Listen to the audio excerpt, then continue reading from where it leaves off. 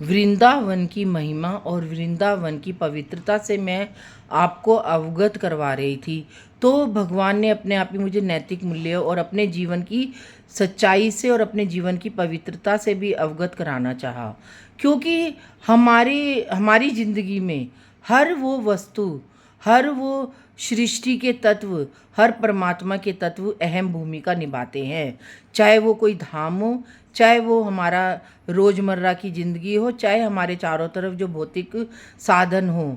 अगर हम इन सब चीज़ों को नहीं समझेंगे, अगर हम धर्म के प्रति आसक्त नहीं होंगे, अगर हमारे अंदर पवित्रता नहीं होगी, स्वच्छता नहीं होगी, ईर्ष्या द्वेष नहीं होगा, तब तक हम धामों की पवित्रता और भगवान के अंदर की जो सौंदर्यता होती है उसको समझ ही नहीं पाएंगे। और इन सब चीज़ों को समझने के लिए हमें अपने आप में ही देखना है। और ना ही अगर हम धामों में जाते हैं तो हमें वहाँ की वैभवता को नहीं देखना, वहाँ की भौतिक वस्तुओं को नहीं देखना, उस धाम की पवित्रता को देखना है, उस धाम की स्वच्छता को देखना है और उस धाम की जो महत्व है उसको देखना है। आज अगर हम वृंदावन में जाते हैं तो हम यमुना के किनारे पे भगवान की बंसी को सुनते हैं, तटीय स्थान में भगवान को देखते हैं। अगर हम उन भावों से जाएंगे तो भगवान हमें आज भी दर्शन देते हैं। और अगर हम माया के रूपी जाल में फंस जाते हैं तो हमें माया ही माया दिखती है, परमात्मा नहीं दिखते हैं। क्योंकि एक बार मैं भी परमात्मा को पाने के लिए ही वृंदावन गई थी, तो भगवान ने मेरे को माया रूपी तत्व से अवगत करवाया वृंदावन में ही।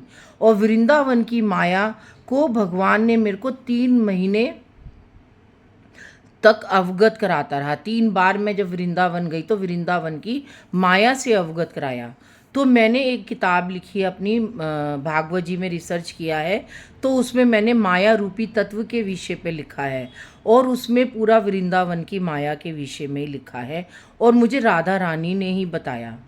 तो और सीधा मेरा हाथ फिर उसके बाद बरसाना वाली राधा रानी ने ही पकड़ा, लाडली जू ने ही पकड़ा, प्रिया जू ने ही पकड़ा।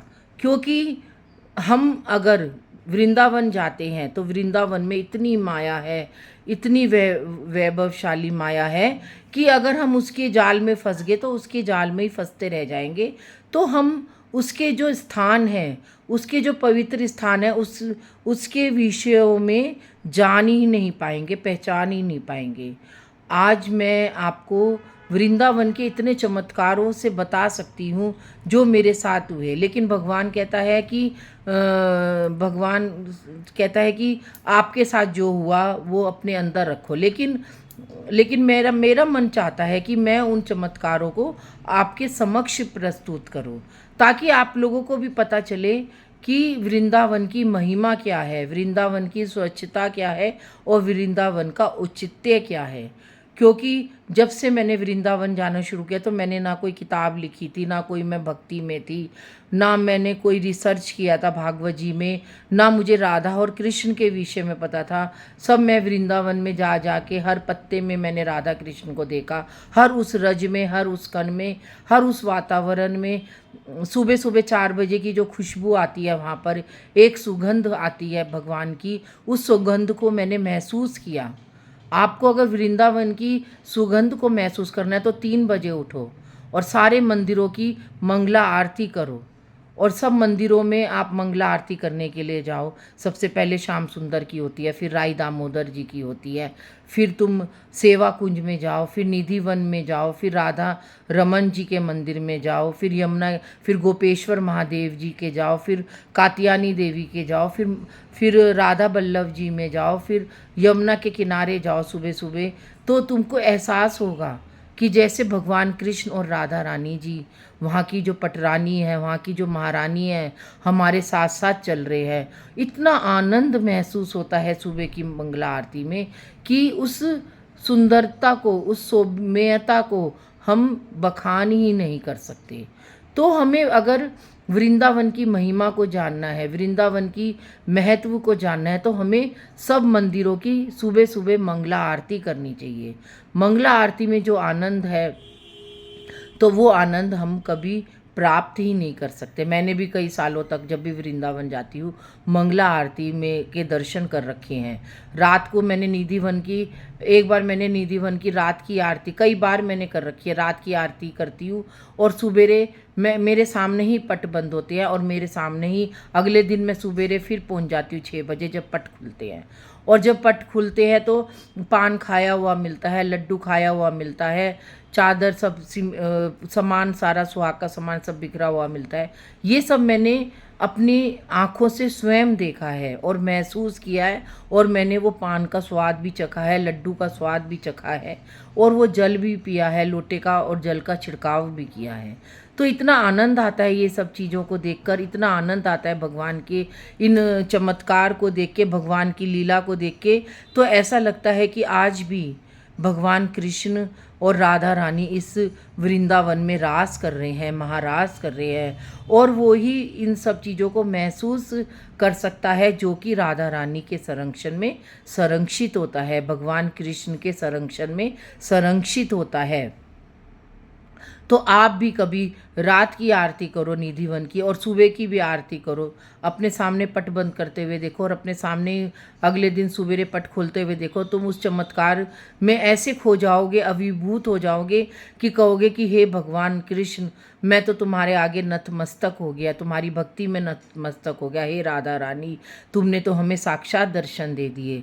क्योंकि निधिवन में आज भी भगवान साक्षात रास करते हैं।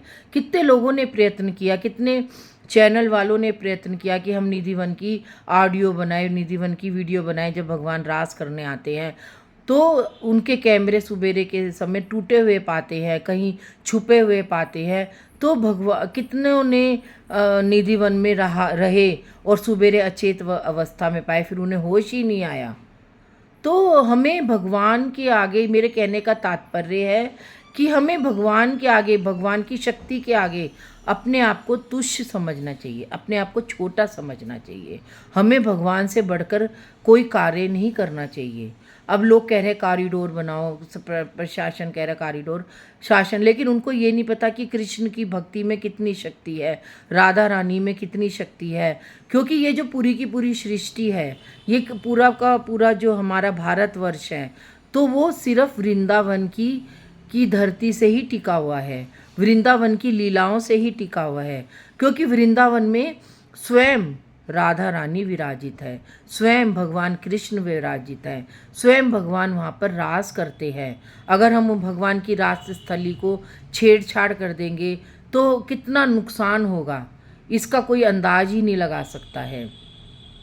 पहाड़ों में देखो, पहाड़ों में हम भी उत्तराखंड में रहते हैं, मैं उत्तराखंड में रहती हूँ, तो उत्तराखंड में आज कितना नुकसान हो रहा है लोगों को, कितना सड़कें धंसती जा रही है, कितनी हम अपनी आंखों से देख रहे हैं। 30 साल में उत्तराखंड की सड़कों का बुरा हाल हो गया, पहाड़ों का, क्योंकि लोगों ने वहाँ पहाड़ तोड़ तोड़ कर भवन स्थापित कर दिए हैं, और भवन स्थापित करके वहाँ की जो जलवायु है, वहाँ की जो ग्रीनरी है, वहाँ के जो पेड़ पौधे हैं, सबको नष्ट करते जा रहे हैं। और वहाँ की जो एक उत्तराखंड की खूबसूरती थी, आज लोग नैनीताल आते हैं, कैंची वाले बाबा के आते हैं, जागेश्वर धाम जाते, तो सड़कें इतनी टूटी हुई हैं कि लोगों को जाने में इतनी तकलीफ़ होती है कि उसका कोई बखान ही नहीं कर सकता। सबका जो व्यापार है, हमारा भी उत्तराखंड में व्यापार है, पहाड़ों पे जाता है माल, ट्रक जाते हैं। तो आज प्राकृतिक रूप से, मैं इसलिए बताना चाह रही हूँ कि प्राकृतिक रूप से हनन किया गया है उत्तराखंड के जंगलों को, उत्तराखंड की वैभवता को, उत्तराखंड के स्थानों को। तो आज वो कौन भुगत रहा है? वो हम लोग ही तो भुगत रहे हैं, हम जीव ही तो भुगत रहे हैं। कभी कहीं का पहाड़ दरक रहा है, कभी कहीं का दरक रहा है। तो हमें सृष्टि से हनन नहीं करना चाहिए, हमें प्रकृति से हनन नहीं करना चाहिए। और ऐसे ही हमें वृंदावन में तो भगवान की जो भी स्थल है उनको ऐसा का ऐसा ही रहने देना चाहिए। क्योंकि अगर हमने कोई भी स्थल को छेड़ने की कोशिश करी तो परमात्मा ही जो भी करेगा वो परमात्मा जाने, और जो उस स्थल को के साथ छेड़छाड़ करे वो जाने। क्योंकि जो जो वहाँ की भक्ति से प्रेरित हुआ है, उसने जहाँ पर जिन भक्तों ने वहाँ पे साक्षात दर्शन करे हुए हैं, जिन भक्तों ने राधा और कृष्ण को महसूस किया है, अनुभूत किया है, अभिभूत किया है, वही तो इन सब चीज़ की आगे व्याख्या कर सकता है, वही तो बता सकता है। और जिसने कुछ किया ही नहीं है तो वो, उसके लिए तो वृंदावन की कुंज गलियाँ भी सिंपल हैं और भगवान की लीलाएं भी कुछ नहीं है। लेकिन हमने हर चीज़ को महसूस किया है, अनुभूत किया है, साक्षात दर्शन किए हैं, तभी हम आपके सामने उस उन उन तीर्थों के, उन स्थानों के और वृंदावन की महिमा को बखान कर पा रहे हैं। नहीं तो हमारे अंदर भी क्या ताकत है कि हम भगवान कृष्ण के बारे में व्यक्त कर सके, भगवान राधा रानी के विषय से व्यक्त कर सके। हम तो सिर्फ वृंदावन की महिमा को जानते हैं, वृंदावन की महत्ता को जानते हैं। और वृंदावन में भगवान ने हमें बहुत कुछ दिया है, वृंदावन से मैंने बहुत कुछ पाया है, जागेश्वर धाम से मैंने बहुत कुछ पाया है। तो मैं इसलिए आप सबके सामने व्यक्त करती हूँ। आज के लिए इतना ही। राधे राधे।